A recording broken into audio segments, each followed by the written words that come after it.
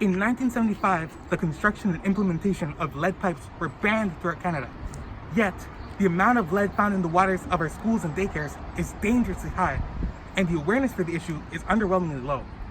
For context, just recently in 2019, when the limit of lead you're able to have in water in Ontario was 10 parts per billion, over a dozen schools tested for over 1,000 parts per billion of the neurotoxin.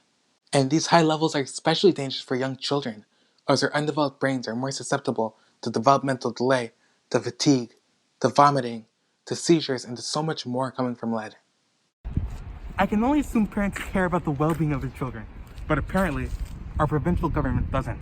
Jeff Yurek, who is the provincial minister of the environment, has not created a policy to alert parents whose children are affected by this even after 2 years.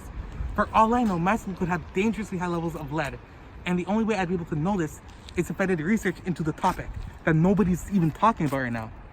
And I can only wonder, how did this come to be? So, now that we know how the incident occurred, we must understand how it occurred. Well, there's two primary ways that lead is in fact able to get into our water supplies. The first being through old lead pipes installed in our schools, and the second being in acidic sources in the water.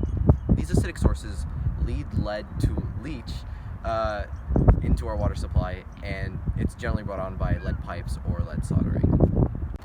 So, knowing the impact that lead can have on us, why is this issue not being discussed? Why are they covering it up? Why isn't more being done? And that's why I feel like the school boards and the provincial government are to blame for this matter. In order to fix the lead problem in Ontario schools, here are some valid solutions that we propose. The first being the addition of a chemical called orthophosphate into Ontario's water supplies, which will act as an antioxidant for the pipes, preventing lead to leach away. The next solution is the installation of water filters and water utility sites within our schools, such as fountains, sinks, and many more.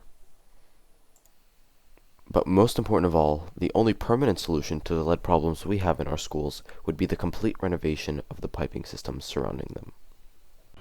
Having seen the impacts that lead can have on our health and our water supplies, we feel like the provincial government, as well as school boards, should be held accountable for the issue that has prevailed.